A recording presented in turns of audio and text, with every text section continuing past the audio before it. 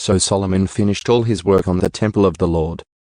Then he brought all the gifts his father, David, had dedicated, the silver, the gold, and the various articles, and he stored them in the treasuries of the temple of God. The ark brought to the temple.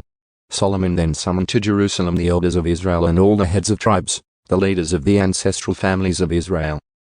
They were to bring the ark of the Lord's covenant to the temple from its location in the city of David, also known as Zion.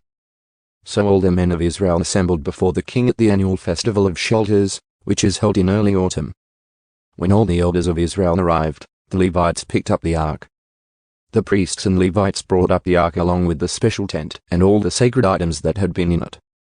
There, before the ark, King Solomon and the entire community of Israel sacrificed so many sheep, goats, and cattle that no one could keep count. Then the priests carried the ark of the Lord's covenant into the inner sanctuary of the temple, the most holy place, and placed it beneath the wings of the cherubim. The cherubim spread their wings over the ark, forming a canopy over the ark and its carrying poles.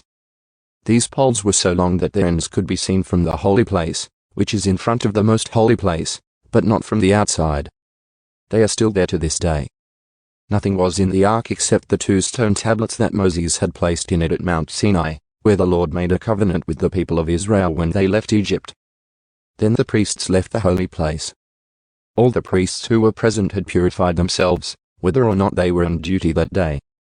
And the Levites who were musicians, Asaph, Heman, Jeduthun, and all their sons and brothers, were dressed in fine linen robes and stood at the east side of the altar playing cymbals, lyres, and harps.